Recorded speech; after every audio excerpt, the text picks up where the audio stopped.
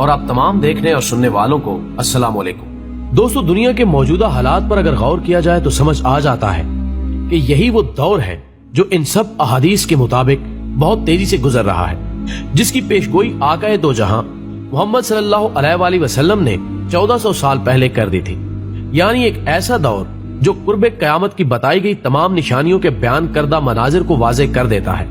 لہٰذا بے شمار احادیث میں قیامت کے قریب مسلمانوں کی حالت زار کے بارے میں کی گئی پیشگوئیاں ملتی ہیں جو آج کے مسلمانوں کی حالت پر دلالت کرتی ہیں۔ جیسا کہ ایک روایت میں رسول اللہ صلی اللہ علیہ وآلہ وسلم نے فرمایا کہ قیامت قائم نہ ہوگی یہاں تک کہ دو بڑے گروہ آپس میں جنگ کریں گے، ان کے درمیان زبردست خون ریزی ہوگی، تقریباً 30 دجال پیدا ہوں گے، ان میں سے ہر ایک دعویٰ کرے گا کہ وہ اللہ کا رسول ہے اور علم اٹھا لیا جائے گا۔ زلزلوں کی کثرت ہوگی اور زمانہ ایک دوسرے کے قریب ہوگا، اور حرج یعنی قتل کی زیادتی ہوگی، اور اس وقت تم میں مال کی کثرت ہوگی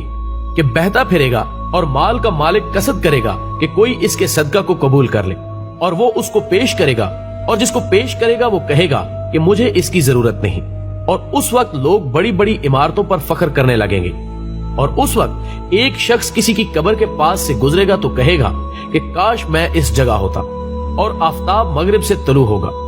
جب آفتاب مغرب سے طلوع ہوگا تو لوگ اسے دیکھیں گے، سب ایمان لے آئیں گے، اس وقت